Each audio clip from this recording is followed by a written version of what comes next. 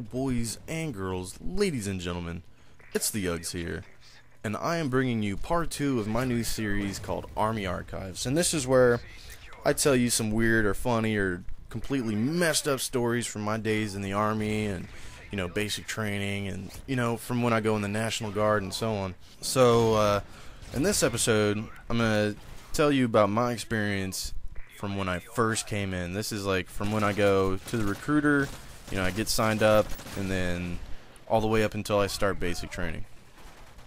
So, been talking to the recruiter for about a month now, and we finally figure out exactly what I'm going to do. And I get the paperwork all signed, and then he's like, alright, he's like, the next step is we got to send you to MEPS. And MEPS is where you go to, like, get your medical examinations, and you start your administrative paperwork, you know, take fingerprints, DNA samples, all kinds of stuff. So it's like, alright, cool. He's like, when we send you, he's like, yeah, you're going to be in a limousine, we're going to put you up in a hotel, we're going to, you know, we're going to feed you, and it's like all going to be on us. I was like, alright, cool, man, that's sounding awesome. Alright, so the day comes for me to go to MEPS. And I'm at the recruiter's office, and he's like, yeah, the limo driver should be here in a minute. I was like, okay. So, like, this Lincoln Continental pulls up, and he's like, alright, here's a limo, get in. I was like, this isn't a limo, this is a Lincoln Continental. He's like, it's considered a limo. I was like, oh, well, you didn't tell me that. But I'm not the only one that's going to be riding in this limo. We go and pick up like 6 more people, so it's 7 of us plus the driver crammed all into this Lincoln Continental. And we're like rolling down the highway at like 90 miles an hour, and I'm just thinking, oh my god, don't let me die this way. Alright, so anyway, we get to the hotel, you know, and it's like this little rinky-dink hotel, you know, I don't even think it had a name, honestly. And then their idea of feeding us was like, it was like a buffet, but it wasn't like a buffet, like it was like catering. It was like those tinfoil pan things, and they had like the acetylene burners underneath them to keep the food warm. It was, man, that's what I get for having expectations. Alright, so we do all that, and, you know, the next day, we actually start our medical exams and whatnot. So, first of all, this thing takes, like, all day long. Like, there's no shortcuts, nothing. So, like, you start off by filling out tons of paperwork, and then you start your medical exam. And part of the medical exam is, like, they put you in, like, a locker room, and they have you squat like all the way to the ground and then walk in a circle. It's called a duck walk. And like, I don't know the purpose of this. Maybe it's just so they can make fun of us and laugh at us, but I felt like it didn't need to be done. I don't know, maybe they were testing mobility and flexibility, who knows. And then after that, we had to go do a one-on-one with the doctor, with the PA. And that is one of the most awkward moments of my life. Because, like, I go in there, you know, of course, he's like, okay, breathe in, breathe out, you know, with his little stethoscope. It's like, that's all normal. And then he's like, okay, he's like, last part of the test, he's like, I need you to pull down your pants, turn around, and spread them. I'm like, oh my god, am I going to jail? What the hell is this? Am I getting, like, a cavity search going on? So he's like, we have to check, you know, for whatever.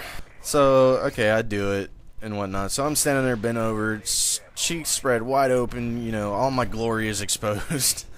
And he's like I feel his hands like on the cheeks. I'm like, what is this guy doing? And he's like spreading it even farther. I'm like, oh my god. So that happened. I'm traumatized now. Next thing we have to do is pee in a cup, and then when you go pee in a cup, like, there's actually somebody watching you pee in a cup, so I'm, like, getting violated in all kinds of ways today. So, it takes me, like, 5 minutes, because I'm still, like, shaken from my experience with the doctor. So, finally, I get to pee in a cup, and that's not awkward at all, you know, walking down a hallway with a cup full of your own urine. You know, it's not awkward in the slightest.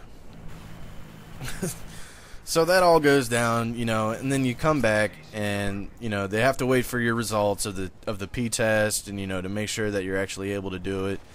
I actually find out that I'm colorblind. I am red-green colorblind. I had no idea. I had no clue. So anyway, tests come back. They're all positive, or you know, they're good, not positive. But so that's all cool, and they're like, all right, we're gonna ship you off to basic. So I show up at the recruiter's office about a month later, you know, so I can go to basic, and they have this like 14 passenger van. So I'm like, all right, cool.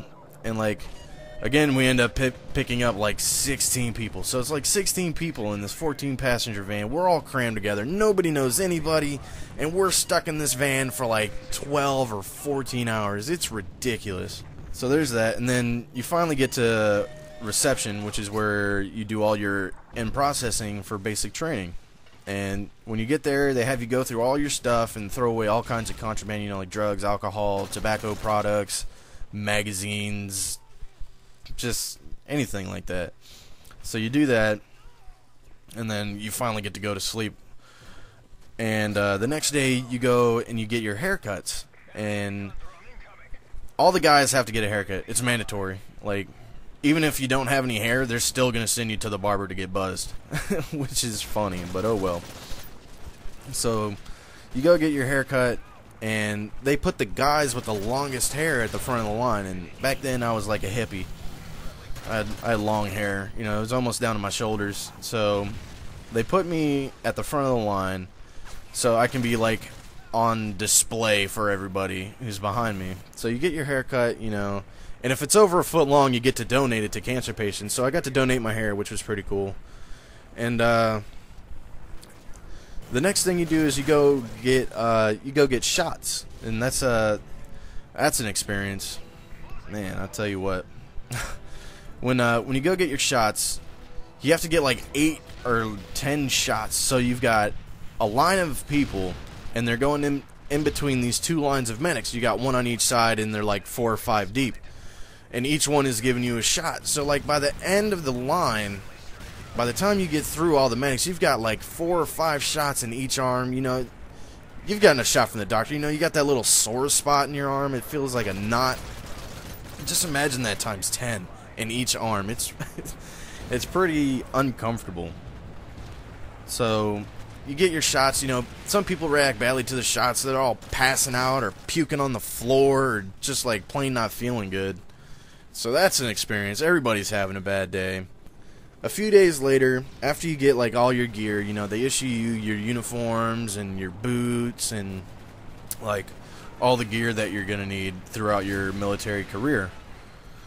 And so they do that. You know, they take your size for your dress uniform. And like a few days after that, you know, you finally meet your drill sergeants, and like they come on a bus, like a big Bluebird bus, and you know, they get off the bus and they're all nice. They're like, hey, yeah, everybody, you know, you having a good time so far? Okay, yeah. You know, my name is Drill Sergeant so-and-so, you know, hey, nice to meet you. And then, like, somebody flips a switch, and they just go ape shit. Like, they just start going off. Like, oh, you gotta grab your shit and get the fuck on the bus. Yeah. You get on the bus, and I swear to God, the drill sergeant said this. He said, your soul may belong to God, but your ass belongs to me. And that's the story of how I started basic. I hope you guys enjoyed. I enjoyed reliving it. You know, if you liked the video, go ahead and give it a like. If not, don't worry about it. But anyway, it's been your boy Uggs. Peace out.